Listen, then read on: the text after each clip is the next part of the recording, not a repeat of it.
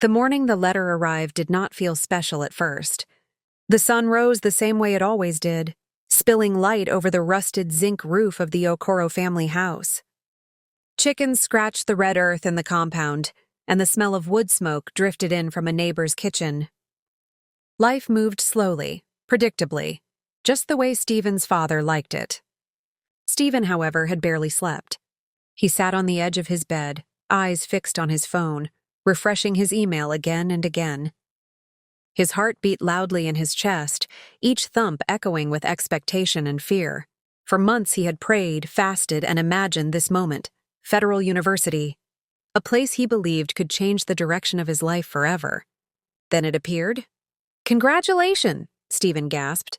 His hands shook as he read the message, every word sinking deeper than the last. Admission granted. Faculty listed. Reporting date stated clearly, boldly, undeniably. He stood up so fast the wooden chair behind him fell with a loud crash. "Mama!" he shouted, rushing into the living room. "Mama, it has come!" His mother emerged from the kitchen, wiping her hands on her wrapper. When she saw his face, bright, trembling, alive, she knew before he spoke again. She smiled, pulled him into her arms, and whispered a prayer of gratitude. But her eyes flicked briefly toward the inner room where Stephen's father usually sat. Joy, she knew, would not travel freely there. Stephen found his father outside, seated on his familiar wooden chair, repairing an old radio that never quite worked. The lines on Mr. Okoro's face were carved by years of discipline, sacrifice, and firm beliefs. He believed in structure, in proximity, in children growing under the watchful eye of their parents. Stephen stood before him, clutching the printed letter like a fragile promise. "Papa," he said softly, respect heavy in his voice. "I got admission." Mr. Okoro looked up slowly, adjusting his glasses. "Which school?" Stephen swallowed. "A federal university." The tools in his father's hand paused mid-air. "Far?" Mr. Okoro asked. "Yes, Papa." A long silence followed. The radio lay forgotten. Mr. Okoro leaned back, eyes narrowing, not in anger, but in disappointment carefully restrained. "I told you about the state university," he said. "It is close. You can come home. I can guide you." Stephen's excitement faltered, but it did not die. "Papa, this one has better opportunities, better facilities. It will help me become more." Mr. Okoro sighed deeply, as though carrying the weight of generations. Sometimes becoming more means staying close to where you come from. Stephen looked at the ground. He wanted to explain the dreams that kept him awake at night, the fear of being trapped, the hunger for something beyond the familiar roads of home. But words failed him. That morning ended without resolution. No raised voices, no insults. Just a quiet, dangerous distance settling between father and son. As Stephen returned to his room, the admission letter still warm in his hands, he felt it clearly for the first time. This letter was not just an invitation to a university. It was the beginning of a divide. The days that followed the admission letter were heavy with unspoken words. The house no longer felt the same. Meals were quieter. Laughter became careful, as if everyone feared it might break something fragile. Mr. Okoro did not mention the federal university again, not immediately. Instead, he began to talk about other things. About distance, about responsibility, about the dangers of a young man being too far from home. One evening, as the sun melted into the horizon and the compound grew calm, he called Stephen to sit with him under the mango tree. "Sit," he said, pointing to the wooden bench. Stephen obeyed. Mr. Okoro folded his hands, staring into the distance before speaking. "When I was your age, I did not choose. Life chose for me. I stayed close to my father. I learned discipline. That is why I am still standing today." Stephen listened, nodding respectfully, but his heart was elsewhere. "The state university is good," Mr. Okoro continued. "It is close. You will come home on weekends. If there is a problem, I will know. If you are hungry, I will see it in your eyes." Stephen shifted uneasily. "Papa, I understand. But this federal school—" Mr. Okoro raised a hand, stopping him. "Opportunity is not only in distance. Sometimes distance makes a child forget where he belongs." The words stung more than Stephen expected.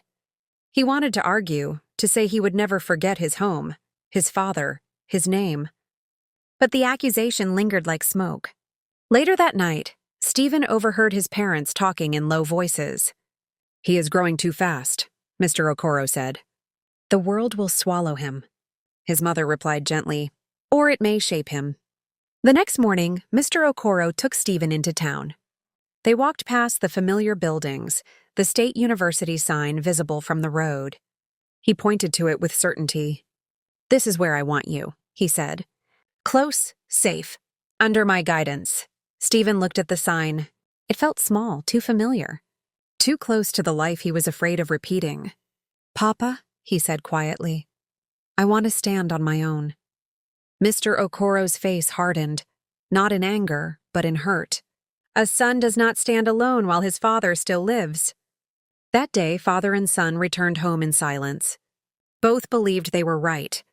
Both believed they were acting out of love. Neither realized that this disagreement, spoken softly, carried calmly, was already planting the seeds of a long and painful separation. The decision did not come all at once.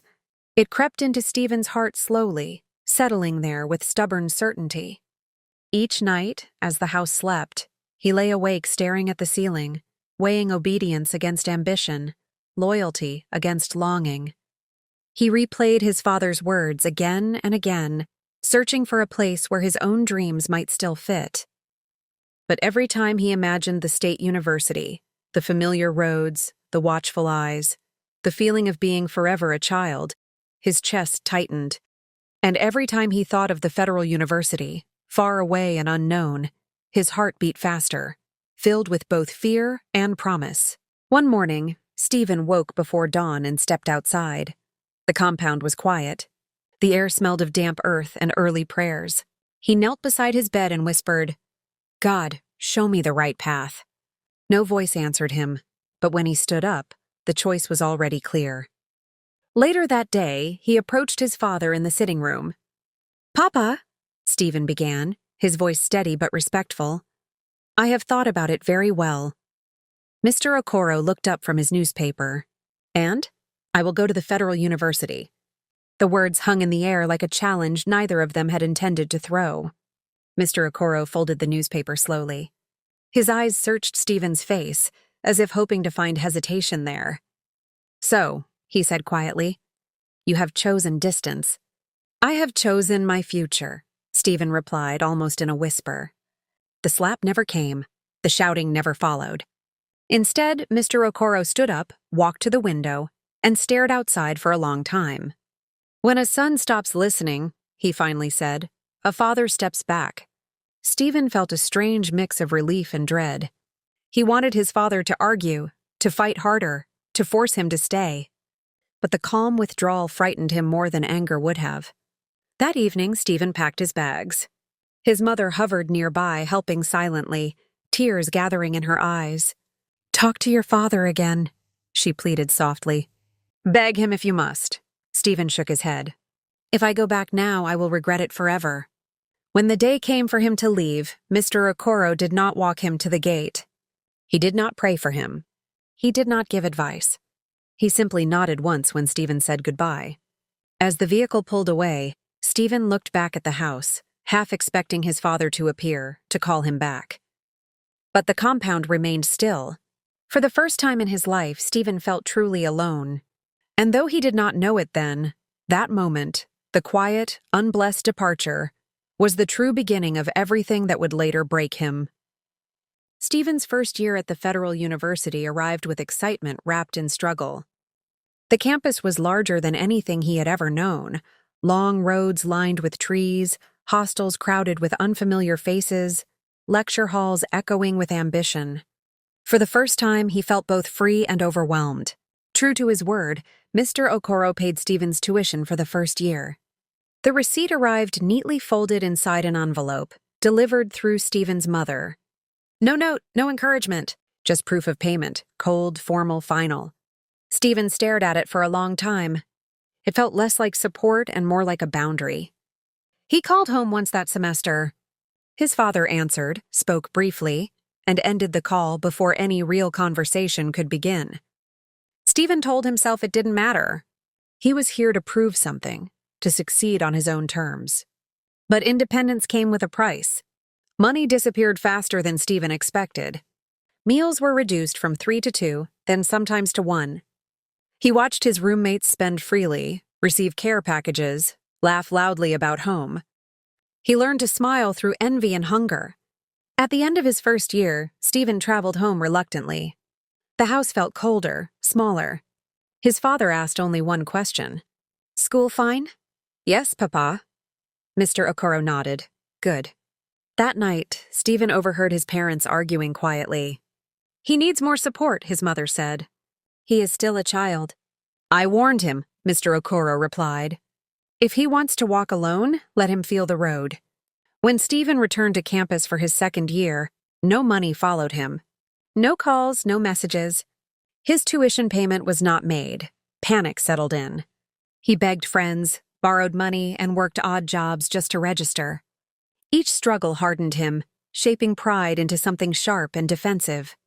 He realized then that his father's help had conditions: obedience, proximity, surrender. And since he had chosen otherwise, he was now truly on his own. That realization hurt more than hunger ever could.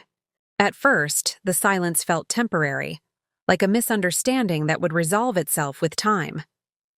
Stephen, a Black African, believed his father would eventually soften, that one long conversation would erase the tension and restore what had been lost. But days turned into weeks, and weeks stretched into months, and the silence remained. Stephen stopped calling home. Not because he did not care, but because every attempt ended the same way. Short answers, heavy pauses, conversations that felt like chores rather than connection. Each call reminded him of what he had chosen and what he had lost. Slowly, avoiding the pain became easier than confronting it. When his phone rang and his father's name appeared on the screen, Stephen's heart raced. Sometimes he let it ring until it stopped. Other times he switched off the phone entirely, convincing himself that distance was necessary for growth. His mother tried to bridge the gap. She sent messages asking about his health, his studies, his meals. Stephen replied sparingly, careful with his words, afraid that honesty might sound like failure.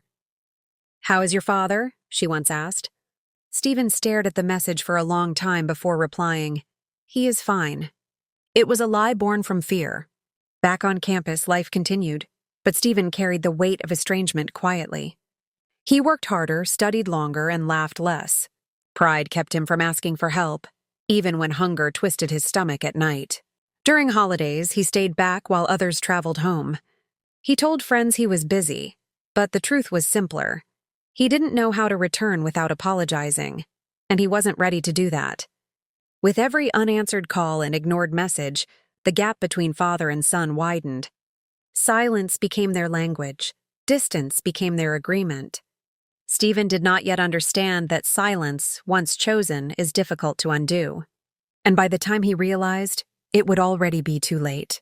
By his second year, the campus no longer felt exciting. The wide roads and tall buildings that once inspired wonder now only reminded Stephen of how small and unseen he was. The freedom he had longed for had arrived, but it came without comfort. Stephen learned the exact price of survival. He woke before dawn to fetch water, queued for hours to register courses, and searched constantly for small jobs, cleaning hostels, carrying equipment, running errands for senior students. The money never lasted long. Hunger became a familiar companion, one that followed him from lecture halls to his narrow hostel bed. At night, as laughter floated through the corridors, Stephen lay awake, listening. His roommates received calls from home, voices filled with concern and warmth. Care packages arrived, bags of rice, snacks, new clothes. Stephen received nothing. He pretended not to notice. In lectures, his mind often drifted. Words from the lecturer blurred into noise as his stomach ached. He learned to drink water to silence hunger and sleep to escape it. Sometimes shame burned deeper than the hunger itself. One evening, during a campus event, Stephen stood alone at the edge of the crowd. Music played loudly, joy spilling everywhere, but not touching him. He watched friends dance and laugh, wondering when his life had become so heavy. He thought of home then, the smell of his mother's cooking, his father's firm voice calling him to order. For the first time, he missed the control he had once resented. But pride held him back. He told himself this suffering was temporary, that endurance would lead to reward. He believed hardship was proof that he was becoming strong. What Stephen did not realize was that loneliness, when endured too long, does not build strength. It quietly hollows a person from within. And on that lonely campus, surrounded by thousands, Stephen began to feel invisible. By his third year, something inside Stephen, a black African boy, had changed. The hopeful boy who once clutched an admission letter with trembling excitement had hardened into someone quieter, guarded, and slower to trust. Life on campus had not broken him all at once. It had worn him down day by day, disappointment by disappointment. The phone became his enemy. Whenever it vibrated, his chest tightened. Messages from classmates brought no fear, but whenever his father's name appeared, Stephen felt an ache that settled deep in his bones. Sometimes he stared at the screen for minutes, thumb hovering, before finally locking the phone and slipping it into his pocket. He told himself many things. He only wants to control me. If I answer now, he'll think I failed. I'll call when I'm stronger, when I have something to show. But days passed and he did not call. Stephen convinced himself that silence was strength, that cutting off communication was proof of independence. He wrapped his pride tightly around his pain, wearing it like armor. From the outside, he seemed focused, determined, even disciplined. Inside, he was slowly shutting doors he did not yet know how to reopen. His mother tried harder. She called late at night, her voice soft, careful not to anger him. "Stephen, your father asks about you," she would say. "He doesn't ask my name," Stephen replied once bitterly. "He does," she insisted. "He just doesn't know how to speak it anymore." Stephen ended the call. As the semesters passed, Stephen began to rewrite his memories. He remembered his father not as a provider or protector, but as a man who withdrew support when challenged. Each struggle Stephen faced became evidence that his father had abandoned him first. During one particularly hard semester, Stephen fell ill. Fever burned through him, and he lay on his hostel bed shaking, too weak to attend lectures. For a moment, desperation overcame pride. He reached for his phone, scrolling to his father's number. His finger hovered. Then he remembered the unpaid tuition, the silence, the conditions. He dropped the phone. Instead, he dragged himself to the campus clinic alone. That night, lying awake, he wondered whether his father would even recognize his voice if he called. The thought terrified him more than rejection. Stephen began avoiding home completely. Holidays passed without him. Excuses piled up: extra classes, work, lack of money. Each excuse hardened into truth. Friends noticed the change. "You never go home," one said casually. Stephen shrugged. Home is where you build yourself. But deep down, he knew that what he was really building was a wall so high that even regret could not climb it easily. And as Stephen ignored one call after another, he did not realize that time, unforgiving and silent, was moving faster than his pride ever could. By the end of that year, Stephen no longer expected reconciliation. He had convinced himself he did not need it. That belief would later haunt him more than hunger, poverty, or failure ever would. News did not come suddenly. It arrived in fragments, small, unsettling pieces that Stephen tried desperately to ignore. It began with his mother's voice sounding thinner than usual. When she called, she no longer asked many questions about school. Instead, she lingered on greetings, stretching conversations that had once been brief. "How are you really?" she asked one night. "I'm fine," Stephen replied quickly, already preparing to end the call. There was a pause on the other end. Then she said softly, "Your father has not been feeling strong." Stephen felt his chest tighten, but he forced a casual tone. "He's always strong." "Yes," she agreed too quickly. "But age is catching him." Stephen said nothing. He did not ask what was wrong. He did not ask how long it had been going on. He told himself sickness was normal, temporary, nothing to disrupt the careful distance he had built. Weeks later, the calls became more urgent. "Stephen," his mother whispered one evening, "your father asks for you sometimes. He doesn't say it directly, but I know. Stephen closed his eyes. Images flooded his mind. His father coughing in the night, sitting alone under the mango tree, staring at the road that led away from home. I can't come now, Stephen said. School is demanding. Even for one day? She pleaded. Stephen swallowed hard. Not now. When the call ended, guilt followed him like a shadow. He tried to bury himself in work, assignments, exams, late nights at the library, but his concentration faltered. His mind kept drifting home, to a man who had once seemed unbreakable. Then came the call that changed everything. It was not his mother this time. It was an uncle. Stephen, the man said gravely, your father is very sick. He has been asking if you will come. Stephen sat down slowly on his hostel bed. His ears rang. How sick? He asked. There was hesitation on the line. The kind of sick that needs forgiveness more than medicine. Stephen ended the call without responding. That night, sleep refused to come. He stared at the ceiling, replaying memories he had tried to erase. His father teaching him how to ride a bicycle, correcting his posture, paying his school fees without complaint. He remembered the disappointment in his father's eyes the day he chose the federal university. Pride whispered to him, if you go now, you admit you were wrong. Fear answered, what if he rejects you? And guilt stood silently between them, waiting. Stephen imagined walking into the house, kneeling beside his father's bed, saying the words he had avoided for years. The image terrified him. Apology felt heavier than hunger, heavier than poverty. By morning, he had made his decision. He would not go. He told himself there would be time later. That recovery was possible. That seeing his father weak would destroy the last image of strength he held on to. So when the next call came, Stephen let it ring. And in choosing absence once again, he unknowingly stepped closer to the regret that would later define his life. It was a dull, gray morning when the news came.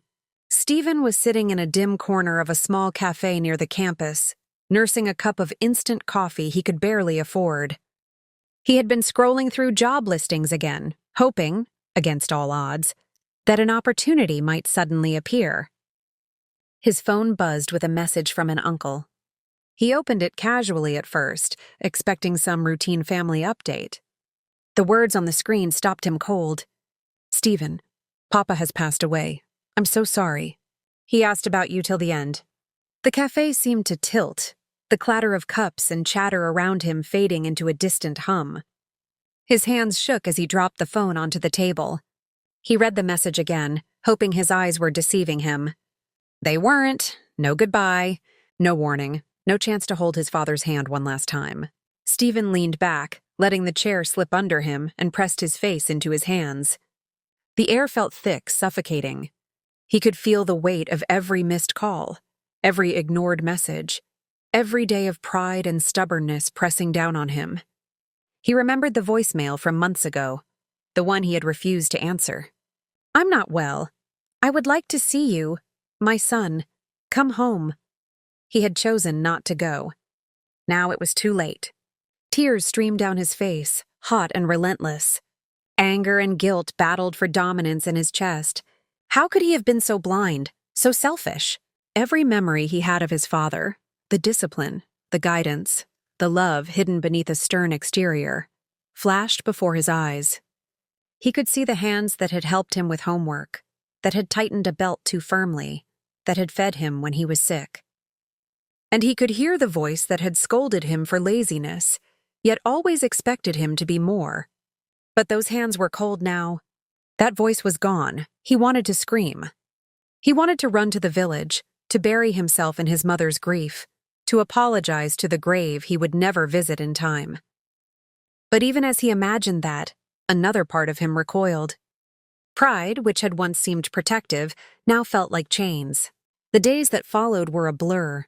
Stephen's mother sent him messages, pictures from the funeral, snapshots of the empty chair at the dining table, of the garden where his father used to sit under the mango tree.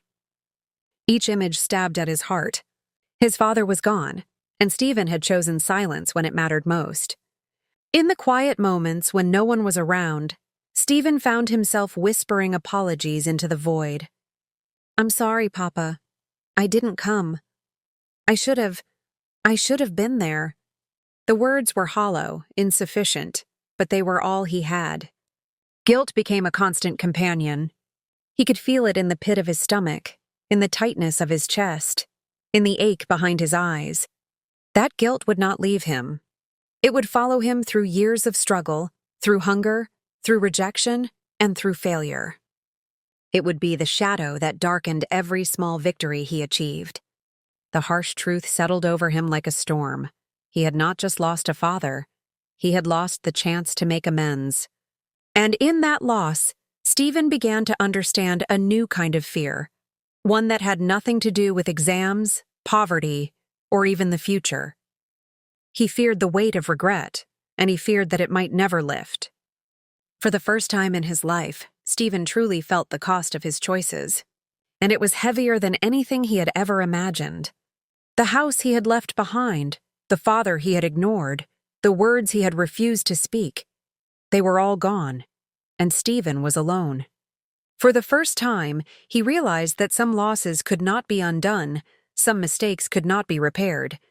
The months after graduation stretched endlessly, like a road without a destination. Stephen left the ceremony with his certificate in hand, but no joy followed him home.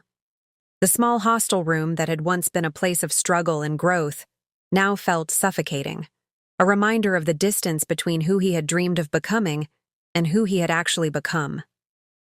He began searching for work immediately, armed with his degree, pride, and a fragile hope that things would change. At first, the rejections were polite. "We regret to inform you.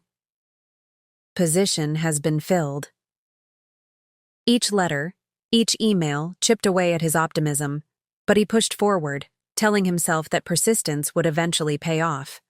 Weeks became months, months became a year, 2 years. Each passing day brought new disappointments. He applied for jobs he was overqualified for, positions he had once dismissed as beneath him. He sent countless resumes, attended interviews, dressed neatly, rehearsed answers, and smiled confidently, even as his stomach rumbled from hunger and his heart trembled with doubt. Friends from university began posting updates on social media, promotions, new jobs, trips abroad, business deals. Stephen scrolled through their lives silently, envy and frustration coiling like a snake in his chest. He knew he was capable. He had worked hard. He had endured more hardship than most of them could imagine. Yet, success seemed to avoid him, slipping through his fingers like sand. Money ran thin, small jobs barely covered rent, electricity, and food. Nights were the worst. Stephen would lie awake on his thin mattress, listening to the distant sounds of laughter and life beyond his window. The hunger gnawed at him, but the emptiness in his chest was far worse. He tried to find solace in action. He began taking odd jobs, tutoring younger students, cleaning offices, running errands, but each effort yielded little. Every small victory was swallowed by larger setbacks: a client who refused to pay, an employer who found someone cheaper, an opportunity that vanished at the last moment. With each rejection, Stephen's frustration grew. He replayed the choices of his past, the decision to leave the state university, the silence that had hardened between him and his father, the moments when pride had held him back from reaching out.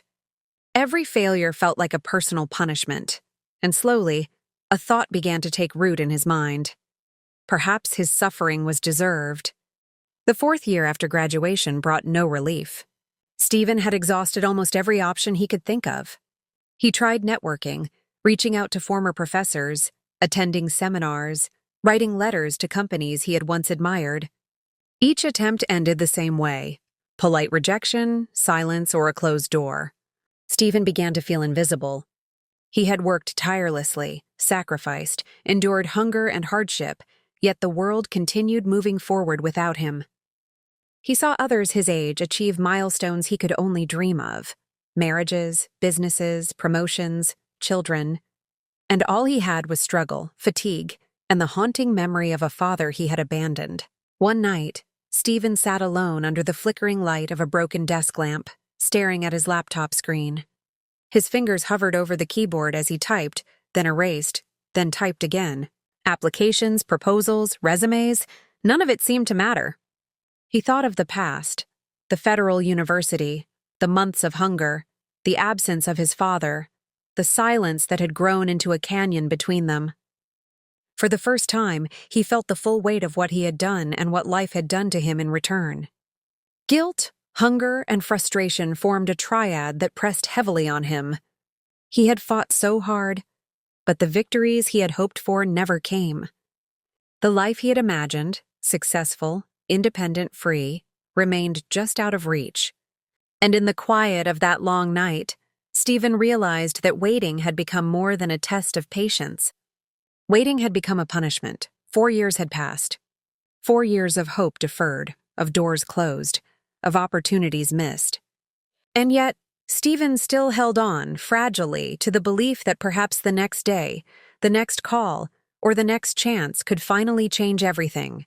But deep down, he could not shake the growing conviction. Something beyond himself, beyond effort and perseverance, seemed to be working against him. The world had moved on, he had not. And in that gap between hope and reality, Stephen began to ask the question that would haunt him for years. Had his choices brought him this far, or had something darker, something beyond his understanding, marked him for this suffering? By the time the 4th year after graduation came, Stephen's life had settled into a harsh and unrelenting rhythm, one defined by scarcity, struggle, and the gnawing ache of hunger. It was no longer just the occasional pang that reminded him of his father's absence. It had become a constant companion, a shadow that followed him everywhere, whispering of failure and regret. The money he had scraped together from odd jobs was gone before the week ended. The small savings he had once held on to, imagining that someday they might build a foundation for a better life, vanished in rent, bills, and the bare essentials for survival. Even food became a luxury. Most days he ate sparingly, sometimes nothing at all, telling himself that the hunger would not break him, that it would instead make him stronger. Nights were the hardest. Stephen lay awake on his thin mattress, stomach twisting painfully, and listened to the city beyond his window, neighbors laughing over dinner, street vendors cooking meals he could not afford, the faint music drifting from celebrations that he had no energy to join. Every sound was a reminder of what he had lost and what he had never had. The hunger began to change him. It made him irritable. It made him restless. It made the smallest setbacks feel like mountains. The lectures, the job applications, the minor frustrations of life. They all felt heavier when his body reminded him of its emptiness. Stephen tried to survive with small meals, scavenging leftovers from campus events, skipping breakfast, and rationing every coin he had. Sometimes he worked through the night, hoping the fatigue would distract him from the gnawing in his stomach. But hunger cannot be distracted. It cannot be reasoned with. It waits silently, patiently, until it becomes unbearable. One afternoon, after days without a proper meal, Stephen stumbled into the campus library, weak and dizzy. He leaned against the doorframe, feeling the room spin around him. Classmates passed by, laughing and carrying snacks. Some waved at him, oblivious to his struggle. Some looked away, too absorbed in their own lives to notice. He sank into a chair, trying to focus on a textbook, but his mind drifted to memories of his father. He remembered the meals they had shared as a child, the rice and stew his mother prepared, his father insisting he eat well before leaving for school. Those memories now felt like echoes from another life, taunting him with the comfort he had once taken for granted. Even the small joys of campus life had faded. Where he once found satisfaction in learning, in mastering subjects, in dreaming of opportunities, now every lecture felt like a reminder of what he could not afford, what he could not achieve. Every success of his classmates, every post-graduation job announcement, every trip home or abroad made the gnawing emptiness in his own life feel sharper. Stephen began to isolate himself further. He stopped going out for social events. He avoided meals with friends. He pretended he was busy, that he had other priorities. But in truth, he was afraid. Afraid of the questions, the pity, the reminders of what he lacked. Afraid of facing the world when even his own body betrayed him with weakness. Hunger became more than a physical sensation. It became a state of mind. It shadowed every thought, every decision. It magnified failure, turned frustration into despair, and sharpened the edges of guilt. Every rejection, every closed door, every missed opportunity now carried with it the bitter seasoning of starvation. And yet, through the weakness, through the fatigue, Stephen still pushed forward. Somehow, he still managed to study, to work, to apply for jobs, to dream. The human spirit, he realized, could endure almost anything. But even the strongest spirit struggles when the body fails, when hunger becomes relentless, and when the mind is weighed down by both guilt and loss.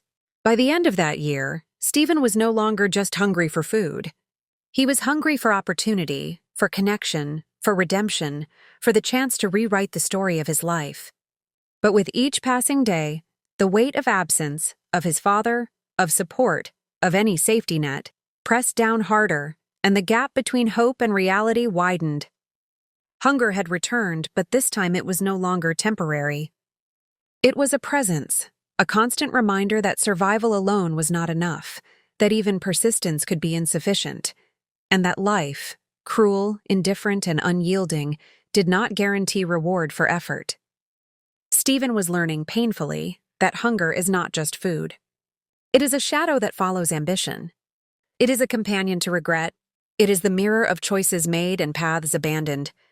And in that mirror, he saw himself clearly, alone, struggling. The 5th year after graduation, Stephen could no longer rely solely on searching for employment.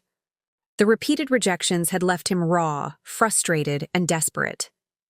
Hunger had become a constant companion, and each passing day without progress made the weight of failure more unbearable.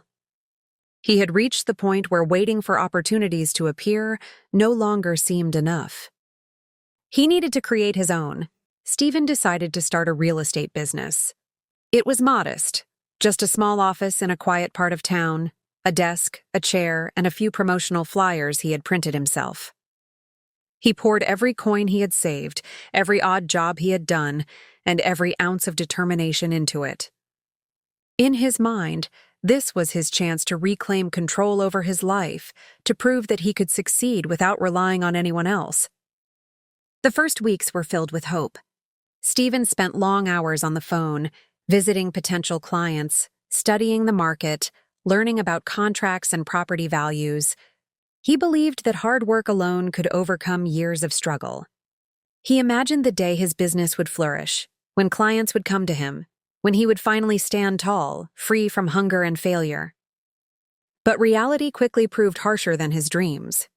Clients were few and far between. Many promised to call back but never did.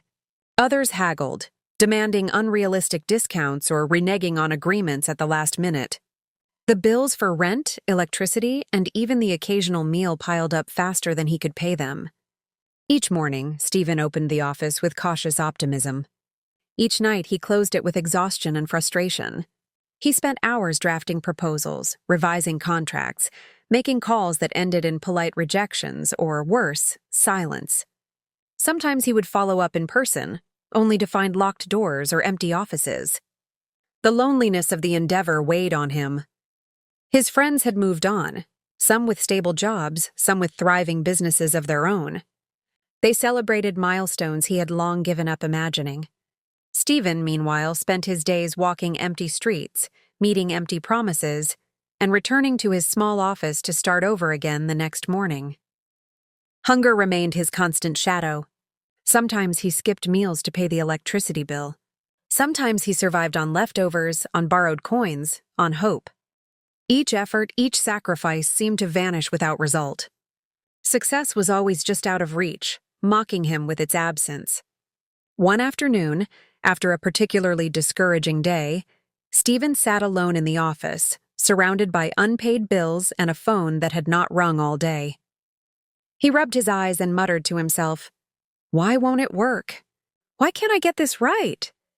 He remembered his father's words from years ago, about discipline, guidance, and staying close to home. Back then, he had rejected them with pride. Now, those words felt like a heavy truth pressing on him. If he had gone home, asked for guidance, maybe the path would have been smoother. But it was too late. The choice had been made, the silence kept, and now the consequences were here. Stephen tried to remind himself that this was part of the journey, that hardship was necessary for growth. But every day, growth seemed invisible, while hardship was relentless. Every failed deal, every unanswered call, every empty room felt like proof that the universe had decided he was not meant to succeed. By nightfall, Stephen closed the office door and walked the empty streets back to his hostel. His stomach ached, his body was weary, and his spirit felt brittle. Yet, even in his despair, he refused to give up entirely. Somewhere deep inside, a small ember of hope burned. "I'll get it right," he whispered to himself. I just need one break, one chance." But the streets remained quiet, the doors remained closed, and the bills piled higher. And so, Stephen learned a new kind of struggle, that working hard alone is not always enough, that determination can clash with misfortune, and that even when you give everything, life does not always respond in kind. The dream of business had begun, but the path to making it real was far longer, colder, and lonelier than he could have imagined. Hunger had returned not just in his stomach, but in every unfulfilled promise,